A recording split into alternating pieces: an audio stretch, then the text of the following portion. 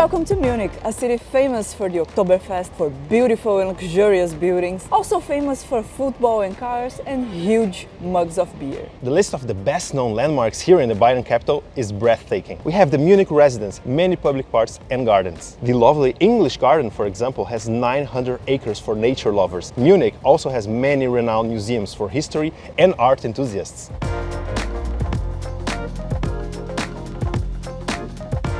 There are many must-see places here, but Munich is a big and multifaceted city, so we are looking for places a little bit outside of the radars of most tourists. So today we are taking you to see some hidden gems that are lesser known but very worth visiting. In this video we will eat some unusual food in unusual places and explore some street art, remember World War II scars, visit an odd museum and a farmer's market, and watch people surf on a river. To start our day, we are here at Marienplatz, the center and heart of the city. And events such as the famous Christmas market, cultural festivals and sports events all happen right here all year round. Here you can see the well-known sites such as the Old City Hall, the Fischbrunnen and the magnificent New City Hall with its historic Glockenspiel.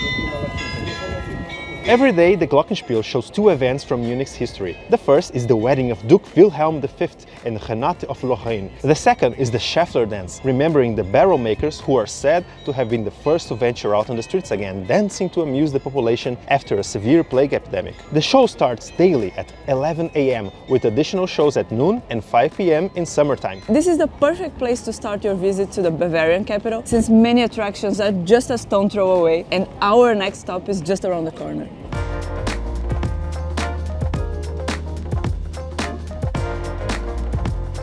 When the city's food market grew too large for Marienplatz, the king, Maximilian I, issued a decree saying that the new market should be just a few meters away to the southeast, and then Viktualienmarkt was born. Over the years, the market has evolved from just a farmer's market to a popular place to buy fresh food. Here you can find flowers, plants, fruits, vegetables, chicken, eggs, butter, honey, fish, meat, sausages, herbs, and even souvenirs if you need them. And even though this market is very famous, everyone knows about it, everyone that comes to Munich comes here, we are going to do something different for us. The breakfast here is very traditional for the Bayern people, but not for us. Yes, it's not every day that we drink a beer in the morning, but we must follow tradition.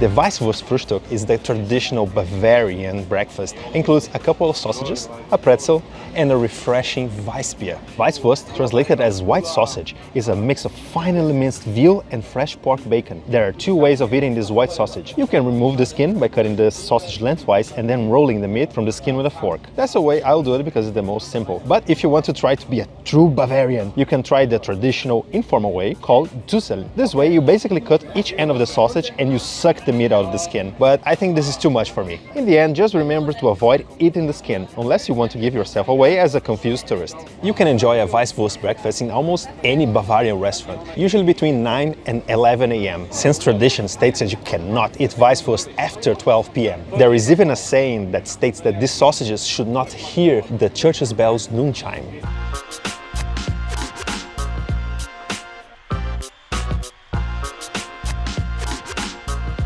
Speaking of church bells, while we're still in the old town, we are going to visit the most Rococo church we ever saw in our whole lives, the Asamkirche, right behind me. Officially called the Church of Saint Johann Nepomuk, this church is better known as the Asamkirche or Asam Church in honor of its builders, the Asam brothers. Egid Quirin Asam and Cosmas Damian Asam were Baroque masters in the 18th century when they built this place as their own private chapel. The Asam Church has a facade width of only 8 meters and a depth of 22 meters. And with its excessive amount of ornamentation and detail in such a small area, the interior of the church is quite overwhelming. If you look closely among the gold, mosaics and frescoes, you can see a sculpture near the entrance as a friendly reminder of our finite experience on earth. A skeletal image of death about to cut the life thread of a soul with its scissors.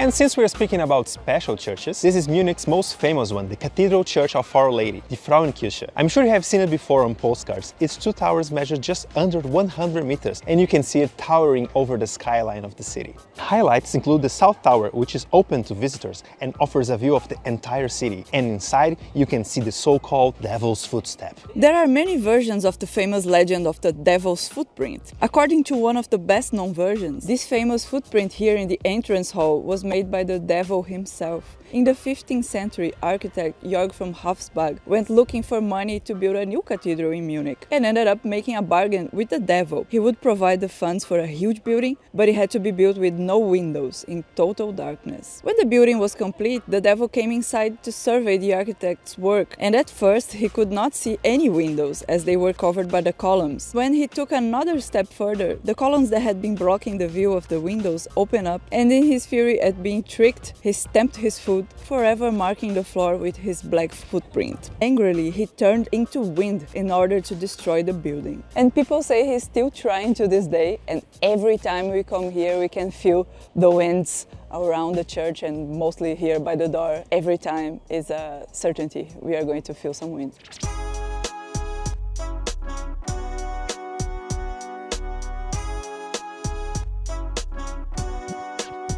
Moving on, we reach the last church of our itinerary. It's Augustinian Abbey, built in the 13th century, and since 1966 is the house of the German Hunting and Fishing Museum. Originally opened in 1938, this museum was created in response to a public demand because of the area's long tradition of game hunting. This unusual museum houses over 1,000 taxidermy animals, some of them quite rare. I know this museum can sound a little bit too creepy, at least for me maybe, but they are very educational at some point, so there are a lot of information about the fishes and about the animals, and it's about history too, the traditions here. So it is interesting, and also there's this beautiful building that you can see. But if a rare animal is not enough for you, this museum also features a permanent exhibit on a very special mythical creature. In German folklore, the Wolpertinger is an animal said to inhabit the alpine forest in Bavaria. The exact origin of the myth is unclear. All we know is in the 19th century, taxidermists began assembling specimens from body parts of different animal species in order to sell them to gullible tourists. And starting today, I'll be certainly on the lookout for Wolpertingers on our walks through Munich gardens and forests.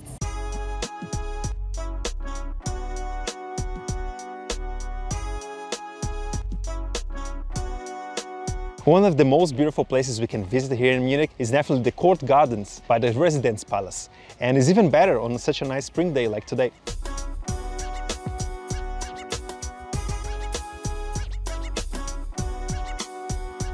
But unfortunately, things were not always beautiful around here. With Munich's rich history comes the scars from conflict and the war.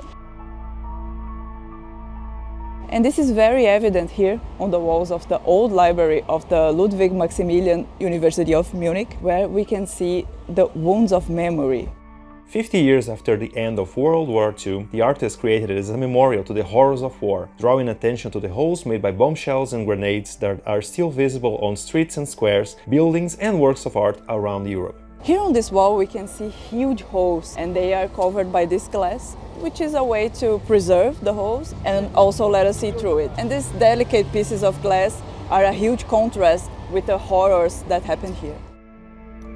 But another sharp contrast present in Munich's history is the story of heroism in the face of brutal oppression of the Nazi regime, and we have a monument to it right here at the university. Here we can see some replicas of the White Rose leaflets scattered across the sidewalk. These pamphlets immortalize some remarkable young Germans that opposed the Nazi regime. The White Rose was a resistance movement founded right here in the University of Munich in 1942. It was started by Sophie and Hans Scholl and their friend Alexander Schmurl, all three students of the university. When the war started, they were forced to interrupt their studies to attend the compulsory national service and were sent to the Eastern Front. During this time, they learned of the atrocities being committed by the Nazis, and, horrified by the tyranny, they decided to form a non-violent resistance movement to inform all civilians about these crimes through anonymous leaflets and graffiti. Today, the Scholl siblings are probably the most well-known German activists against the Nazi regime during World War II. There are several monuments dedicated to the White Rose movement throughout Munich, many of them around the university itself.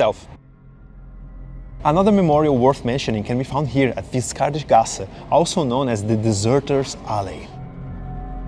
The failed coup attempt by the Nazi Party in 1923 at the Feldherrnhalle is called a Beer Hall Putsch and resulted in the deaths of 4 Bavarian policemen and 16 Nazi soldiers, in addition to Hitler's arrest for treason. Once Hitler came to power, the site of the Feldherrnhalle was declared to be the national monument, and it was made mandatory for all passers-by to perform the Hitlergruß, the Nazi salute, at this location, where officers were stationed to ensure this happened. However, not everyone supported Hitler or the Nazi Party, and this alley provided an alternate route around the monument and away from the officer's eye for an act of resistance. Today, this little alley is a pedestrian-only walkway with a trail of bronze paved bricks in honor of all the Germans that refused to give Hitler even a salute.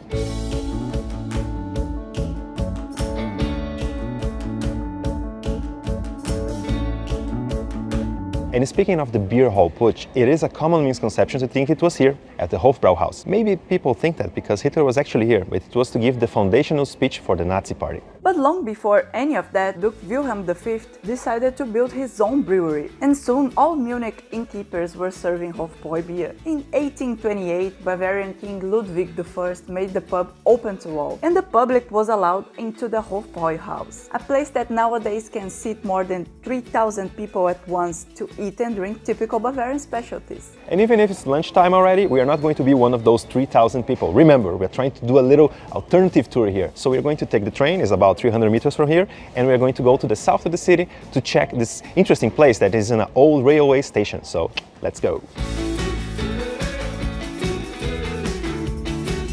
In 1890, Kaiser Wilhelm had the Isar Valley Railway built as a major project along the river Isar, and for 80 years the Großhesse-Lohe station served travelers. But eventually the station was scrapped in the 1970s and was then bought in the 1980s to become a brewery. I got some pork medallions with bacon, Spätzle, and a cream sauce that is like the house cream sauce. And they also have other Bavarian classics that you can try. For example, the schnitzel, they do have like special schnitzels here. They have like a couple of options. And if you're very hungry, they do not have the pork knuckles that are also very searched for, very well known. But they do have like half a duck if you're really hungry, when like one of these big portions. I think that's your option there. My favorite vegetarian dish here in Germany is the Spätzle, and this one is a Käsespätzle with cheese. So this cheese is a very traditional Bavarian one, and the Spätzle is kind of like if a spaghetti had a love child with a gnocchi. You know, it's like fluffy, but it's also kind of like pasta. It is delicious. You have to try if you have the opportunity.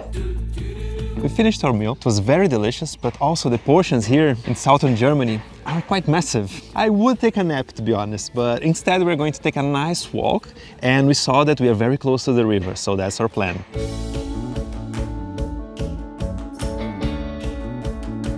The river Isar cuts Munich in two, and all along these shores there's many pathways full of greenery, so you can follow the waters and really enjoy the day. We see people cycling or walking their dogs or just relaxing by the water. It's a very idyllic place to relax, especially after a very big meal.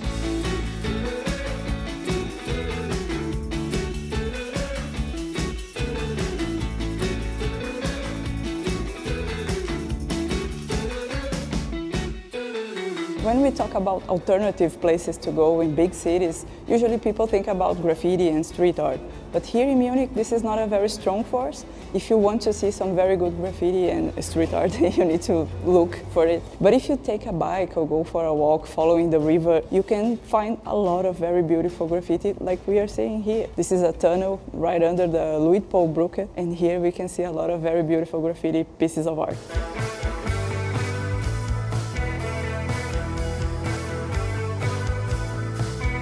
Another wonderful place of greenery to visit in the middle of Munich is the English Garden. It's basically the city's central park in a way. You can do many things here. You can just chill, relax, or maybe drink a beer by the Chinese Tower. You can play volleyball, you can play football, and even a very unusual sport that you would not expect to see in a big city, very far away from the coast.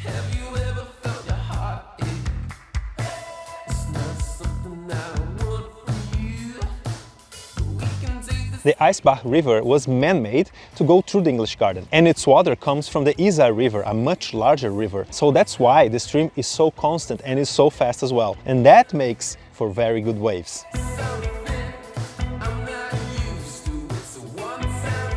And that's what they did here in the 70s. What is a wave if not water hitting the floor, right? I'm no engineer, but engineers actually did it. So they managed to get this constant wave that is basically endless, 24/7, and people use this 24/7 all year around, even in winter. It is known as the Eisbach Welle, so the wave of the Eisbach River. And it does attract surfers from all over the world and even inspire other cities to do the same. As a non-engineer, it's very surprising how people can just build waves like that, and it works very well.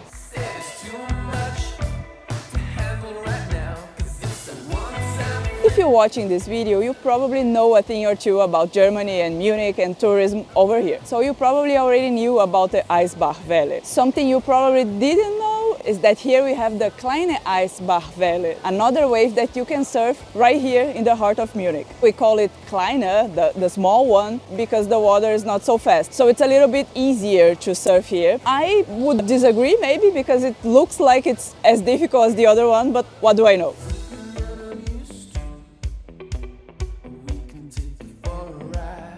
It was a long way along the Isar River, it was a long day exploring Munich, so we are going to relax now and enjoy our big mass of beer. If you remember on the beginning of this video, we talked about huge mugs of beer. We also talked about a lot of alternative stuff. This is very traditional, this is not alternative at all, but some things are traditional for a reason and you shouldn't miss. So, ein Prosit and cheers, bye-bye. And if you enjoyed exploring Munich with us, leave a like on this video. And also don't forget to subscribe to Deutsche Welle Travel.